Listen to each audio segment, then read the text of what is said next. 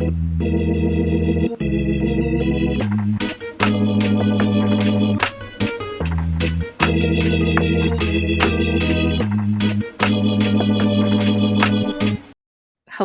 and welcome back to Strange Stories with the Seeker and the Skeptic.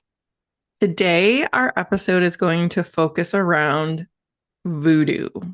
Last month, Jonathan and I went to New Orleans with my family, and we learned a lot about voodoo and what Louisiana voodoo is and is not.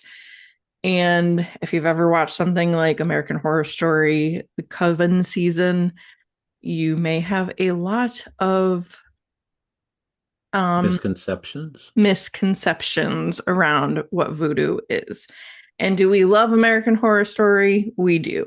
Do they do voodoo, Papa Legba, and Marie Laveau a disservice? Absolutely, in that season. So we're going to try to dispel some of the myths, give you information about what we've learned, and talk about all that good stuff. So, Jonathan, what were some of the highlights from that trip for you? We did go to a voodoo museum. It calls itself the Voodoo Museum. I think there's like three things there that call themselves the Voodoo Museum. And all of them are in the French Quarter, of course. And it definitely it was, I thought it was really interesting. It was super cool. And there was a lot of stuff that was in there that was actually, factual, but there's a lot of like touristy kind of stuff as well. Um, and so like it was like an interesting mixture of those things. Definitely got some interesting pictures of some stuff, and I'm glad we checked it out. I don't know that it was the most authentic thing possible, but I think that there were some elements that did actually, give real respect to what the tradition was and where it came from. Yeah, it was definitely an interesting museum. It was a lot of stuff crammed into a very small space. And, you know, they want to make some money, which is understandable. So they just kind of let as many people in as possible.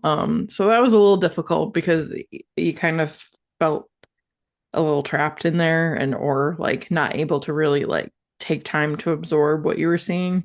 But there was a lot of very interesting things to look at. Yeah, for sure.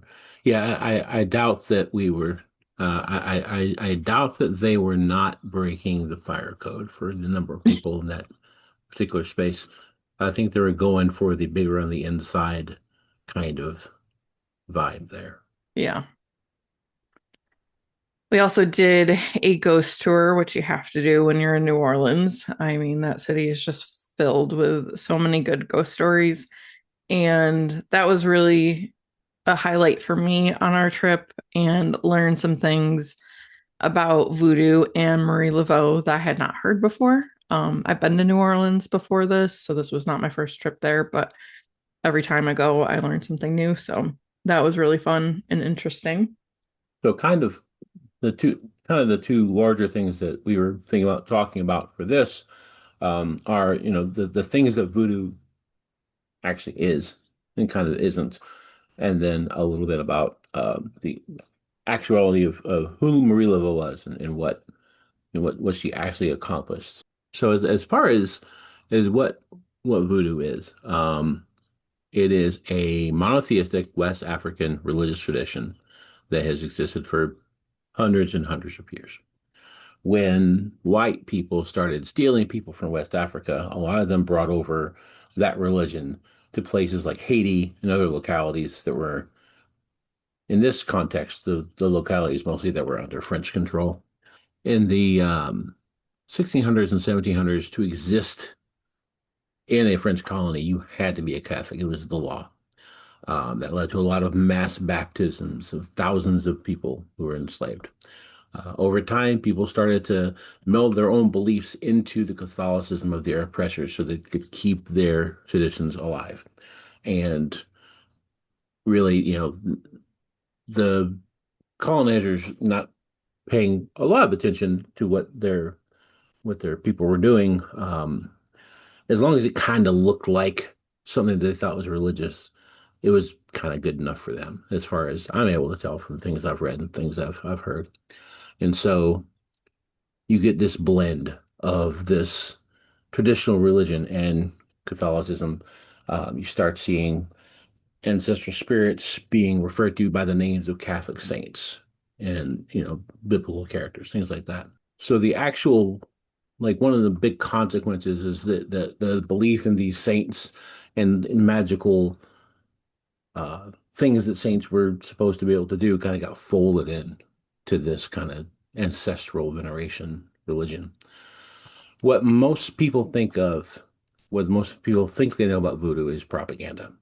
It's a juxtaposition of mainstream modern Christianity and Hollywood's desire to kind of villainize magic use of any kind and kind of to shock people.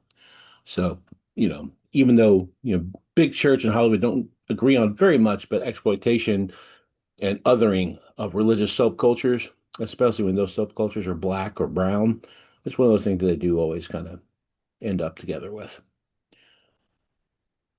Now, a lot of this stuff, this is stuff that was covered in that visit, and it was mentioned in that tour and in the museum, a couple other places. But there was one thing that we were told about that was new to me. I had never heard of before, but honestly, it makes a lot of sense. It's just something that I had not been confronted with. One of the things that voodoo priests and priestesses were known for was curing sicknesses, ailments. They were kind of the equivalent of a doctor or a nurse, especially for enslaved people who weren't allowed to go see a doctor at the time. If you know anything about medicine, the state of medicine in that time frame, they weren't missing much. I mean, these people were, literally snake oil salesmen most of the time. It was not doctors like we think of doctors. But a lot of times, these folks knew a lot about what plants had medicinal uses and the best way to make these things happen. But these people being slaves, they weren't allowed to learn to read or write. And so they couldn't keep records of people. And there were going to be people that they had to see over and over again over the course of a long period of time, assuming they survived. The fix for that was what became the voodoo doll. So they made a small doll out of what they had and gave it characteristics of the person that they were trying to help. And then they noted with twine or bark or whatever they had access to the things that they had done to help the people so that when they had repeat visits, they weren't working at cross purposes of a previous ailment. That became the voodoo doll, which is nothing like what we think of in pop culture with voodoo dolls. The whole thing of using something like that to harm someone is a mixture of something that Hollywood made up and ran with, and also part of an old British tradition of what was called poppets, which really is much more like the tradition that we think of voodoo dolls, where an effigy of someone was made, and then things were done to them in the hope that magically those things would also occur to the person that the doll represented. Although we're not entirely sure if that is accurate either. We were just watching a video.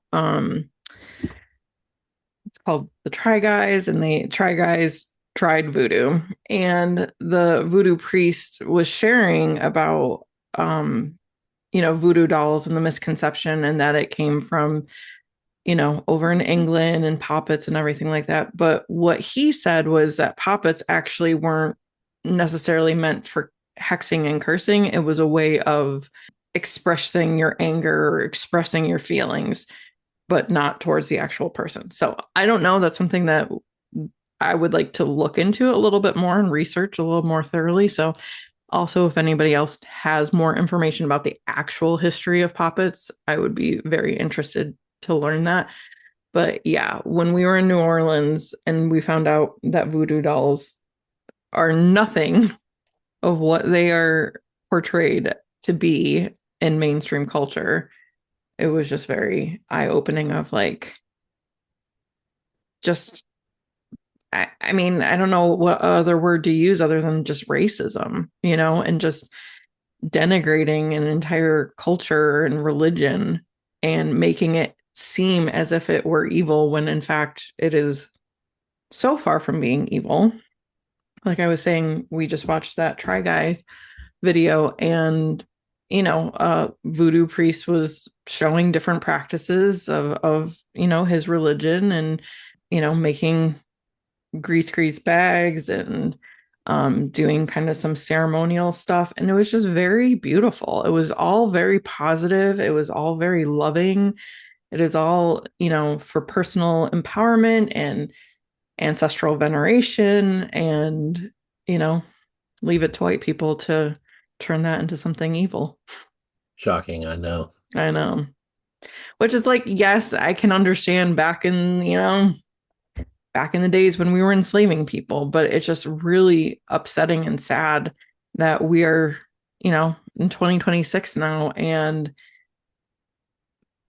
pop culture continues to portray voodoo in this really negative and harmful light. Yeah, absolutely. Kind of leads into the other thing we learned more about that was pretty surprising, right? Yeah, so I wanted to talk about Marie Laveau. And Marie Laveau is often referred to as the Queen of Voodoo. We see her portrayed in American Horror Story, which in that show, there's a lot of misrepresentations about who she potentially was. And because she lived in, the 1800s, there's not a ton of records that really tell the full story about who she was and how she showed up in the community. So a lot of the information that we have about her is passed down, oral traditions, people just sharing stories about Marie Laveau. But what we do know about her is that she was a free woman of color born in 1801 in the French Quarter of New Orleans.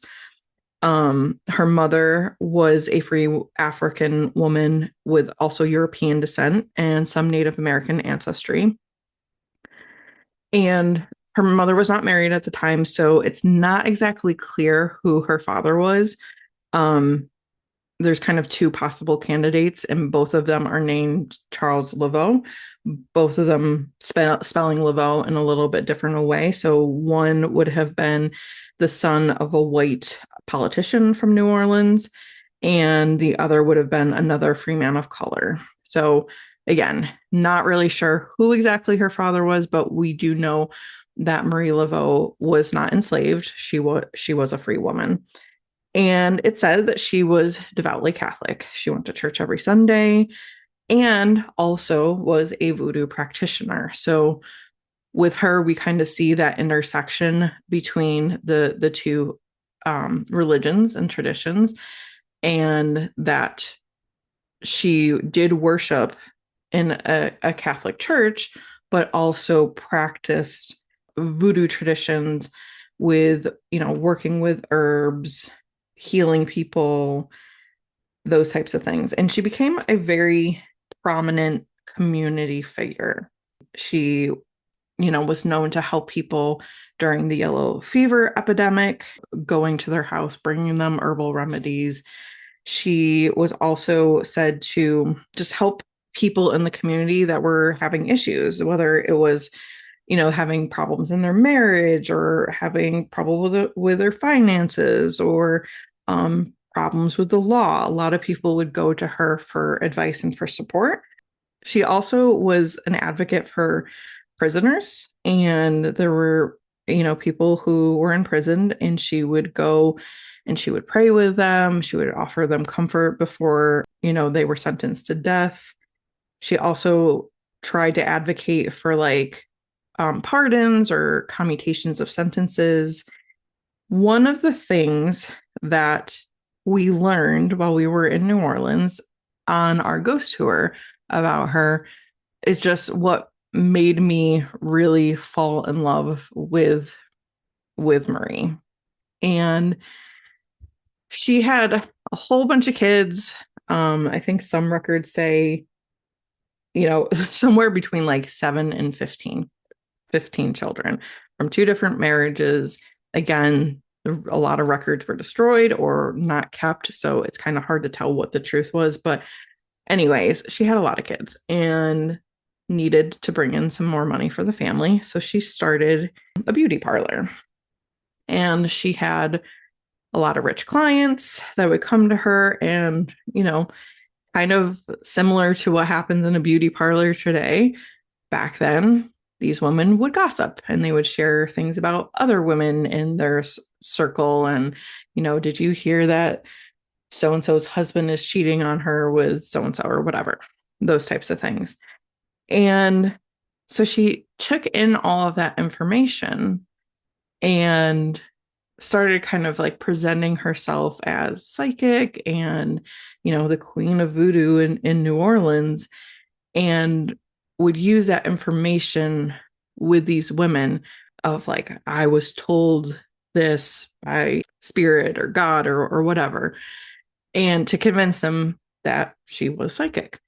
And so these women started having her over to their house for parties, and she started making a lot of money doing this. And so then she started involving the women's like enslaved people to gather more gossip for her so that she could use it in her parties with them, and ended up taking the money she earned from hosting these gatherings to help the enslaved buy their freedom, which is just, to me, such perfect justice for these people who were enslaved against their will. And they had this woman who used the rich old white ladies' money to help them buy their freedom. So I just really love that. Like I said, this is the information that is out there on the internet. This is the information that we learned during our ghost tour. But because it was so long ago, because records are not completely accurate, um, we don't know what exactly is the truth about Marie Laveau, but these are some of the stories about her that have been passed on for the last 200 years. So she just, to me, is just a very fascinating character. And I feel like, unfortunately, American Horror Story really did not do her justice. Had her like being in this like battle with the La Lauries. And if you don't know about the La Lauries, very famous, very disturbing couple from New Orleans that would torture their slaves, and just really disturbing people. But there's absolutely no evidence that they ever interacted, that they ever crossed paths, that there was anything between them. And I know it's like television has to kind of create like a good story. And so they kind of took some of these pieces from history and just kind of melded them together. But the truth is very different, obviously, than what you see on television. And I just think it's really important to address the stereotypes that are present in our society. And for sure, voodoo has had some really heinous stereotypes and very racist stereotypes put on it.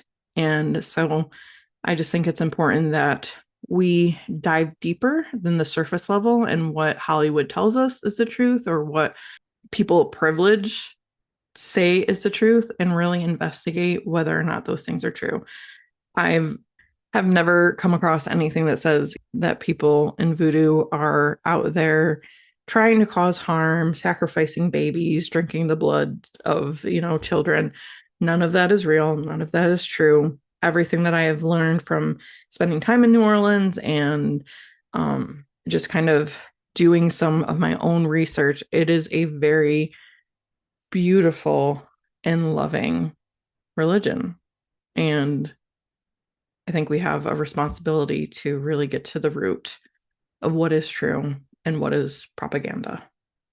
Like I said, Papa Legba is also misrepresented a lot, especially like in American Horror Story. They portray him as like this very like demonic man. And I think like he was eating babies and doing drugs and stuff like that. Like, Yeah, like a and lecherous devil figure kind of. yeah. And that is very far from the truth of like who Papa Legba is.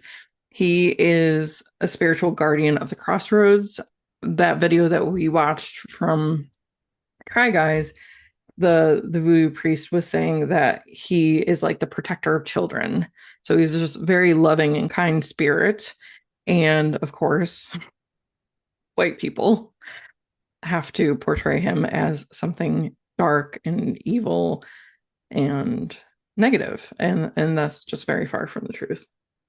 Yeah, he's definitely like a psychopomp. It's one of those figures in some form of mythology that goes back and forth through the underworld and the world of living, kind of like Karen in Greek mythology, or owls or ravens or crows in many traditions.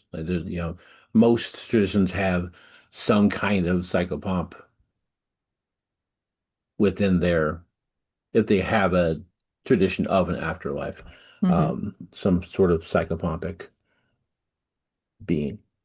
What I think is really interesting is that voodoo is very alive and well, especially in New Orleans today.